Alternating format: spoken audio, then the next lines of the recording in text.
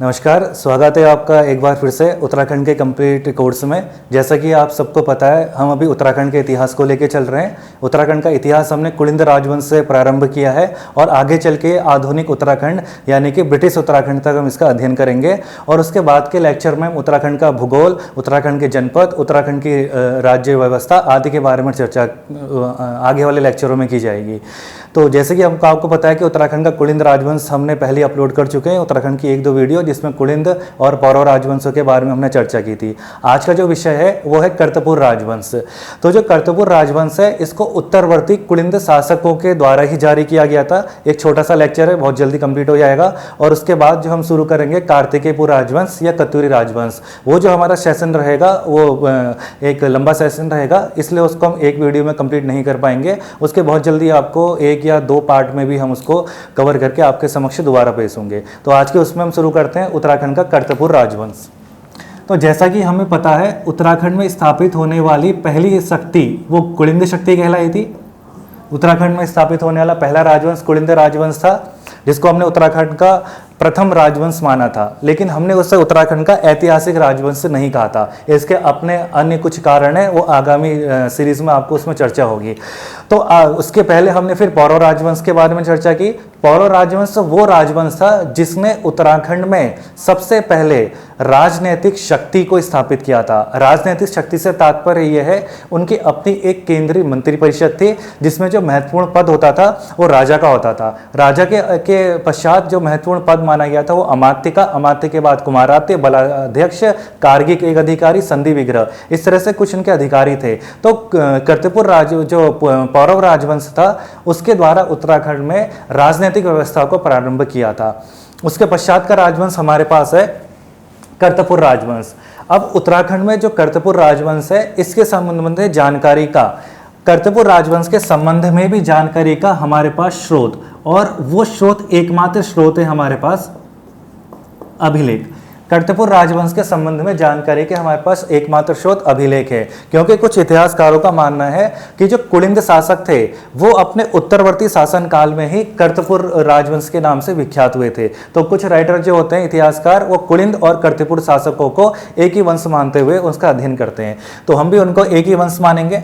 तो कर्तपुर जो राजवंश था, इसके संबंध में जानकारी के एकमात्र स्रोत है हमारे अभिलेख।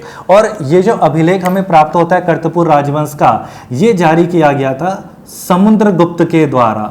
गुप्त साम्राज्य का सबसे प्रतापी राजाओं में से एक व्यक्ति था समुद्रगुप्त। समुद्रगुप्त ने प्रयाग प्रशस्ति अभिलेख में इस राजवंश कर्तपुर राजवंश का वहां पर से नाम से उल्लेख किया है।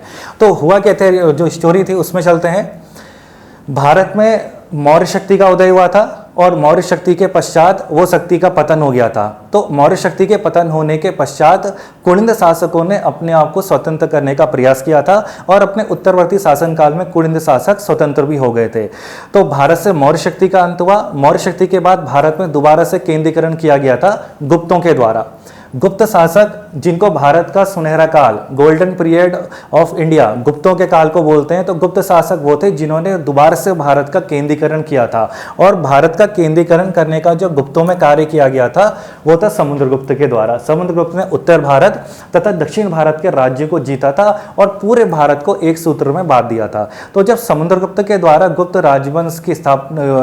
राजवंश को पूरे भारत में फैलाया गया था, तो समुद्रगुप्त के शासनकाल में ही उत्तराखंड में स्थापित राजवंश कर्तपुर राजवंश था। और ये जो कर्तपुर राजवंश था, ये गुप्तों के अधीन थे। तो जैसा कि हम सबको पता है, 2 मिनट ये गुप्त साम्राज्य के बारे में डिस्कस करना अनिवार्य होगा। गुप्त राजवंश का संस्थापक कौन था? तो गुप्त राजवंश का संस्थापक माना गया है श्रीगुप्त को। गुप्त राजवंश का संस्थापक श्रीगुप्त था। श्रीगुप्त के पश्चात गुप्तों का जो राजा बना था, श्रीगुप्त का पुत्र, उसका नाम था घटोत्कच। घटोत्कच के पश्चात उसका बेटा राजा बना था, उसके पुत्र का नाम था चंद्रगुप्त, जिसको इतिहास में कहते हैं प्रथम। चंद्रगुप्त प्रथम। चंद्रगुप्त प्रथम वो व्यक्ति था जिसने महाधिराज की उपाधि धारण की थी। इसलिए इतिहासकारों ने गुप्त राजवंश का जो वास्तविक संस्थापक माना गया है, गुप्त राजवंश का वास्तविक संस्थापक वो माना गया है चंद्रगुप्त प्रथम को। और चंद्रगुप्त प्रथम की उपाधि थी महाधिराज की। चंद्रगुप्त प्रथम वास्तविक संस्थापक, और लेकिन गुप्त राजवंश का संस्थापक कौन था, तो हम बोलेंगे श्रीगुप्त था। चंद्रगुप्त प्रथम के पश्चात उसका पुत्र शासक बना था और उसके पुत्र का नाम था समुद्रगुप्त। चंद्रगुप्त प्रथम के पश्चात उसका पुत्र शासक बना था, पुत्र का नाम था समुद्रगुप्त। समुद्रगुप्त गुप्तों का एक शक्तिशाली शासक था। इस समुद्रगुप्त के द्वारा, जैसे कि हमने अभी चर्चा की, कि उत्तर भारत तथा दक्षिण भारत के क्षेत्रों को जीता गया था और पूरे भारत में गुप्त राजवंश को पुनः स्थापित किया गया था। समुद्रगुप्त के विजयों का वर्णन समुद्रगुप्त की विजयों का वर्णन इसके दरबारी राइटर या दरबारी कवि के द्वारा किया गया है, जिसका नाम है हरिशेन। हरिशेन ने समुद्रगुप्त की विजयों का वर्णन किया गया है, हरिशेन के द्वारा किया गया है, और हरिशेन ने इसकी विजयों का वर्णन प्रयाग प्रशस्ति अभिलेख में किया है। समुद्रगुप्त की विजयों का वर्णन प्रयाग प्रशस्ति अभिलेख में किया है। प्रयाग प्रशस्ति अभिलेख यानी कि ये इलाहाबाद में स्थित है। तो इलाहाबाद में जब इसके समुद्रगुप्त की विजयों का वर्णन किया गया तो वहां पर एक क्षेत्र का नाम लिखा गया है कर्तपुर।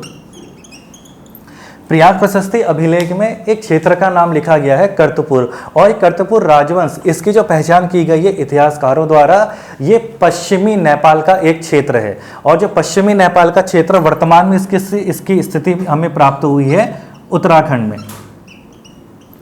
कर्तपुर क्षेत्र की स्थिति पश्चिमी नेपाल का क्षेत्र में प्राप्त हुई थी, जिसको वर्तमान में उत्तराखंड कहा गया है। तो कर्तपुर के अभिलेख, समुद्रगुप्त का जो अभिलेख है, इसके आधार पर यह बात कही कि जब भारतीय इतिहास में गुप्त साम्राज्य का शासन था तो उत्तराखंड में जो शक्ति शासन कर रही थी कर्तपुर, और एक गुप्त शासक समुद्रगुप्त के अधीन थे। समुद्रगुप्त के पश्चात या समुद्रगुप्त की मृत्यु के पश्चात समुद्रगुप्त के दो बेटे होते हैं। एक पुत्र का नाम होता है रामगुप्त और दूसरे पुत्र का नाम होता है जिसे हम कहते हैं चंद्रगुप्त द्वितीय।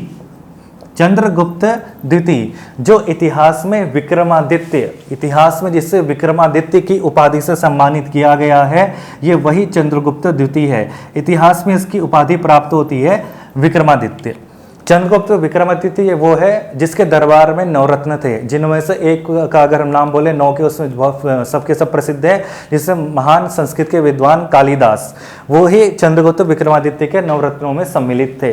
तो हुआ क्या था, समुद्रगुप्त की मृत्यु के पश्चात अल्पकालीन समय के लिए समुद्रगुप्त का बड़ा बेटा रामगुप्त शासक बना था। तो जब रामगुप्त का शासन था तो इसी समय रामगुप्त के ऊपर शक जाति ने आक्रमण कर दिया था। रामगुप्त के ऊपर शकों के द्वारा आक्रमण किया गया था। रामगुप्त जो था एक कमजोर शासक था, वो इन शक आक्रमणों का मुकाबला नहीं कर सका। तो शकों और रामगुप्त के मध्य में संधि होती है, जिसके अंतर्गत रामगुप्त शक शासक को अपनी रानी यानी कि उसकी वाइफ, जिसका नाम होता है ध्रुवा देवी या ध्रुव स्वामिनी भी कहते हैं, वो ध्रुव स्वामिनी को गिफ्ट के रूप में, तोहफे के रूप में वो शक शासक को गिफ्ट करता है। इस बात से रामगुप्त का छोटा भाई चंद्रगुप्त द्वितीय, वो इस बात से बहुत क्रोधित होता है कि उसके राजा अपनी वाइफ को गिफ्ट कर रहा है। इसीलिए चंद्रगुप्त द्वितीय एक स्वांग रचता है। वो क्या करता है चंद्रगुप्त द्वितीय, वो अपनी भाभी उसकी हुई रामगुप्त की वाइफ, तो रामगुप्त की वाइफ का गेटअप, उसका वेश बना के शक शासक के पास चले जाता है और मौका देके अपनी तलवार से वो इस शक की हत्या कर देता है। तो शक की हत्या कर देता है। हत्या करने के पश्चात चंद्रगुप्त द्वितीय राज्य में वापस आता है और रामगुप्त की भी हत्या कर देता है। और रामगुप्त की जो वाइफ थी ध्रुवा देवी, उससे चंद्रगुप्त द्वितीय विवाह कर लेता है। तो इसलिए हम पढ़ते हैं कि समुद्रगुप्त की मृत्यु के पश्चात उसका बेटा जो राजा बना था, छोटा पुत्र, जिसका नाम था चंद्रगुप्त द्वितीय। तो इस बीच में समुद्रगुप्त के पश्चात गुप्तों के राजवंश में हम एक की ओर से कह सकते हैं कि थोड़ी सी अराजकता का माहौल उत्पन्न हो गया था, और इसी अराजकता का फायदा उठाया गया था कर्तपुर वंश के द्वारा। और कुणिंद वंशों की भांति कर्तपुर भी अपने उत्तरवर्ती काल में स्वतंत्र राजवंश के रूप में जाना गया था, और स्वतंत्र राजवंश हो गया था, उसका नाम रखा था कर्तपुर, जिसकी स्थिति पश्चिमी नेपाल का क्षेत्र वर्तमान में उत्तराखंड के उसमें मानी गई है। जो कर्तपुर राजवंश है, इसके संबंध में जानकारी का हमें अभी तक कोई भी और स्रोत प्राप्त नहीं हो पाया है। सिर्फ समुद्रगुप्त का जो प्रयाग प्रशस्ति अभिलेख है, उस आधार पर इस राजवंश के उसमें चर्चा की जाती है। तो इसलिए इतिहासकारों ने कहा है कि जो कुलिंद राजवंश है, है वही अपने उत्तरवर्ती शासनकाल में कर्तपुर राजवंश के रूप में जाने गए थे। यानी कि हम ये कह सकते हैं कि कुलिंद और कर्तपुर दोनों राजवंश के रूप में अपनी ओर से एक ही था। तो जैसा कि हमने कहा कि भारतीय इतिहास में आक्रमण हो गया था, शकों का आक्रमण हो गया था। इसके पश्चात कर्तपुर राजवंश के पश्चात उत्तराखंड को भी विदेशी आक्रमणों का सामना करना पड़ा था, जिसमें उत्तराखंड के विदेशी आक्रमणों में अगर हम देखेंगे तो उत्तराखंड के विदेशी आक्रमणों में शकों ने उत्तराखंड में आक्रमण किया।